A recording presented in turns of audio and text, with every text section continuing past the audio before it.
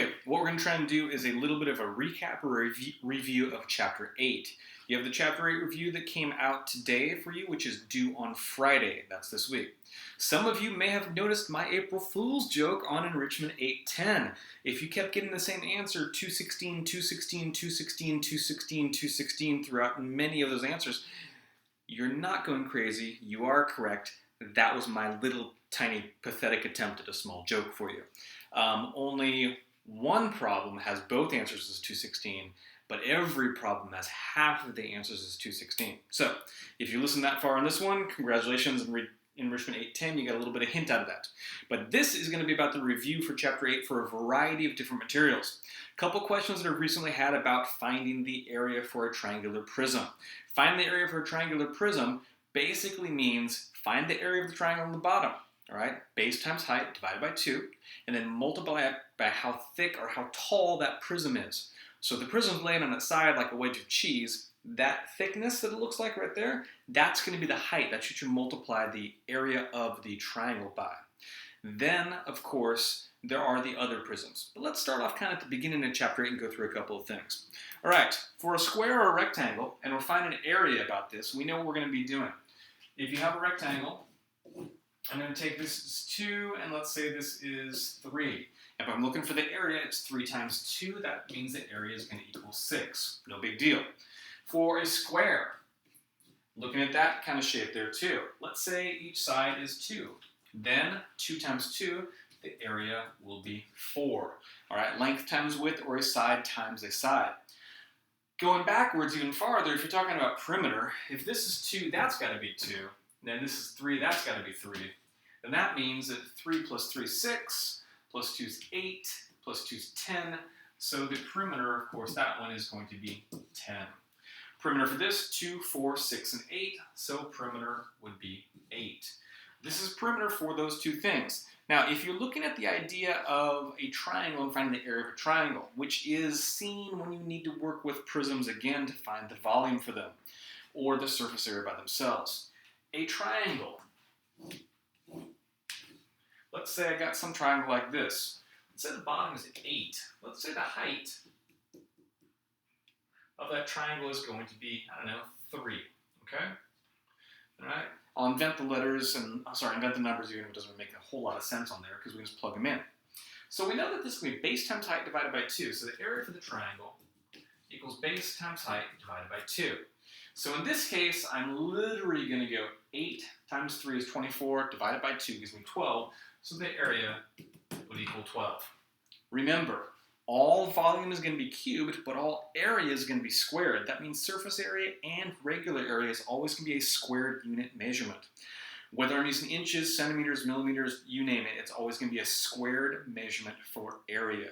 If it's volume, it's always going to be cubed over. Now these are 3 of our basic shapes that we went over with us. Now it's not too big of a deal, but they give us building blocks that we need for some of the other things. This of course takes us to volume. Now, if I have a rectangular prism or a cubic prism and I'm looking for volume, all right?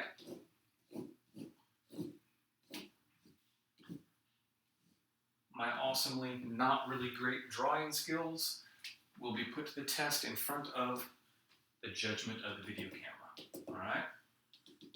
Now, let's say this is a 3 by, 2 by 2. If I'm finding volume for the rectangular prism, it's 3 times 2 times 2. 3 times 2 is 6, and 6 times 2 is going to be 12. So volume equals 12. All right? Pretty straightforward. It's the same thing if it's a cube. It's the same thing if it's a rectangular prism. A triangular prism for volume, it's a little bit different. And this is where it gets tricky. If I have a triangle, okay, let's say I've got some kind of triangle like that on the bottom, okay? Let's say this is 3, let's say this is 4. The triangle's on its side. The base is still going to be 3, the height's still going to be 4. So 3 times 4 is 12, divided by 2, gives me 6. So the area equals 6. Now let's say that my prism itself then went up and had some thickness like that. And let's say that little piece there was 2. Well, if I'm looking for volume, I got to find the area of the triangle on the base, which knows 3 times 4 is 12, divided by 2 is 6, and then 6 times 2 for the thickness bottom is going to be equal to 12. Okay? That's basically how it would work.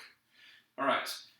This is kind of like that cheese wedge or that doorstop when you're drawing it and looking at it, okay? And that's what you're having to visualize with it. Now, I've kept the numbers purposefully small to make the math easier. But let's look a little farther.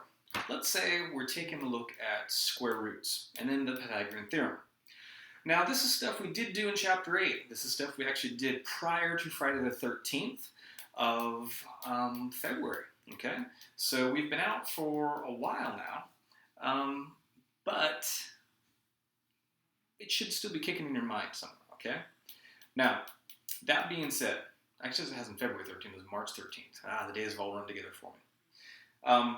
So if we're looking at the idea of square roots,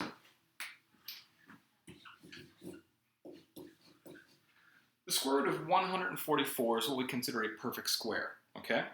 Because we know that 12 times 12 equals 144. Now, if that equals 144, that means the square root of 144 is 12. And that's what the idea of a square root is. Basically, it kind of goes like this. Here's a square. Each side is 12. If I find the area of it, a side times a side, right? Length times the width of this rectangle, you get 144. Literally, the square with the number of 144 is a perfect square. So that if I divide 144, I get 12. I can figure out how big a side is. That's kind of the way it works. Now, in your homework recently for the chapter review, they also talk about consecutive numbers that an answer is between. Now, basic square roots rely a lot on your knowledge of multiplication. Let's take 36. Let's take 16, let's take 25, and let's take 81. Each one of these is a perfect square. And it's a perfect square because I know 6 times 6 equals 36, 5 times 5 equals 25, 4 times 4 equals 16, and 9 times 9 equals 81. So those are all perfect squares. Now, having understood that, you may get numbers that they ask you, what is the value of something between two consecutive numbers, but it's not a perfect square. Here's an example. Let's say we've got the square root of 9, which we know is a perfect square. Let's say we've got the square root of 16. Square root of 9 is 3. The square root of 16 is 4. What if I asked you about the square root of 10? The square root of 10 is something like 3.16, and it goes on and on and on. Okay, so it's 3.16, ... Okay, now, we can remember some of these smaller, shorter, easier square roots, if they're perfect, because it's just like multiplication and division. We can remember some of these smaller square roots like this, if we're familiar with it, okay? But basically, here's what happens. If I'm asking you, the square root of 10, what two consecutive numbers is it between? It's going to be between 3 and 4, because 3.16 is bigger than 3, but smaller than 4. And the term consecutive means one right after the next. So 3 and 4 would be the two consecutive numbers that you'd be looking at. And that is important, and that's one part of your homework assignment for the review. Now, there's another part of your homework assignment that continues extending the square roots that takes us to the Pythagorean Theorem, which we have discussed before and we did work with. There's two ways you can work with the Pythagorean Theorem that we're dealing with here. One, I'm dealing with right triangles. I don't know what that is. I know the Pythagorean Theorem is a squared plus b squared equals c squared. That's pretty basic, okay? Now, if this is, 3, and this is 5, but I don't know what c is, I plug the values into 3 squared plus 5 squared equals c squared. So 3 squared is 9, 5 squared is 25, and then c squared still remains the same. I now have an algebraic expression. Pretty simple, but that's what I'm working with. So 9 plus 25 is going to be what? 34? So 34 equals c squared. The way you undo that c squared is by taking the square root. So take my handy dandy calculator, because maybe I don't know the square roots, and I know that's not a perfect square. So the square root of 34 is going to equal 5.83. So C equals 5.83. And it goes on and on and on, but I'm going to stop there just for our purposes, okay? Now, if you have that answer, you have figured out what the C value is. This is a right triangle. The right triangle always, on that right angle, points towards the longest side of the triangle, called the hypotenuse. Now, we've discussed this before. This should kind of tickle some memories if you recall. We hope. I know it's been a couple weeks back, and a lot has happened in the world, a lot happened in our lives between them, but we kind of need to try and step forward. Let's be honest. You can take a history class and forget about it from one year to the next, because you learn more and new information the next. There are some bits of history that build one upon the next. It helps you to fit all these pieces together like a giant puzzle. I have a history degree, but I also teach math. I find them both to be useful. Math, however, going through school directly, particularly at this level in 6th grade to 7th grade, you're going to go to either pre-algebra or algebra next year. These key concepts build from one level to the next. Math is not something you just like blow off and forget how to multiply or forget how to add, because you need them later on.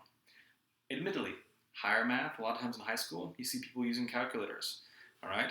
I use it to speed the process sometimes, okay? So let's say you're working with another right triangle, okay? And in this right triangle, you already know that this is going to be 12, but you don't know what this is. And you know this is going to be 7. So I plug it back into my formula like I have it there, a squared, don't know what it is, all right, plus 7 squared equals 12 squared. Well, I know that this is 49, I know that this is 144, and I know this is a squared. So, basic inequality, my equation's unequal. I can move the numbers to one side, keep the letters on the other side. So I subtract 49. I do called the inverse operation. I do the opposite to balance that equation. So I get a squared over here equals, 144 minus 49, 95. Now the last step you always have to do is take the square root. So I get a squared equals 95. So I need to know what the square root of 95 is. So I take the square root of that, and I get 9.74, and it goes on and on and on. But a equals 9.74, ... So that means that side would be 9.74. And if you look at it, it makes sense. The value fits. It fits the overall flow of it. It shouldn't be a problem.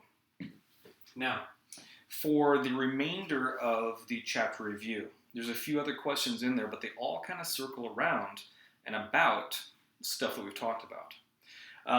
The only thing I haven't thrown in there is the circle stuff, which is going back like way back early in the chapter. Area, pi r squared, use the value of 3.14 for pi. That would be very useful. Okay, some of the things I put up here are some of the things that I think that you might have had difficulty with in the chapter review, or things that you might have difficulty remembering about the chapter review. One thing I might give you a last hint on that I think could be very useful for you. On one of the problems on the homework, it says a ladder is 26 feet long and is placed 10 feet from the base of a house. Okay, so you got a ladder and it's 26 feet long and it's based 10 feet from the house. So here's this house. Okay, this shape here forms a triangle, like that. And this ladder is going to be 26 feet. Now, if that ladder is 26 feet, they're telling me the hypotenuse. They tell me the base is 10, but I don't know what this is. All right, that will be my x value. Or in the case of Pythagorean Theorem, my a value. So that's exactly like the problem I just finished for you, okay? Where you know what the hypotenuse is, you know what one side of the triangles are, the leg of this one, but you don't know what the other leg is. So you get x squared plus 10 squared equals 26 squared, okay? So x squared plus 10 squared equals 26 squared.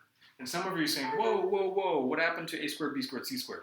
I just use the x value because I don't know what it is. Instead of calling it a, I could call it a, it doesn't matter, but I'm still doing this same equation here. So I get 100 on that side, whatever 26 squared is on this side. I subtract 100 over there, and the last step that you remember, always take the square root. And then you know what your x value is, which would tell you how tall that house would be, okay? This is some of the Chapter 8 concept review information that I thought you might find useful this week. If you have a question, of course, email me and ask me. There'll be some changes after spring break, which will have a more set schedule for school. Look for emails from school and confirmation about that.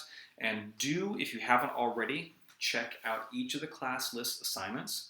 Check out each of the things, including PE, where Mr. Karpus has an activity log. Okay, he'll be expecting to do some things for that. Then, of course, look for those Zoom invitations. Remember, Thursdays at 1 right now is when you have your advisory check-in. Okay? Hope you're having a great day, and happy April Fool's Day. Bye.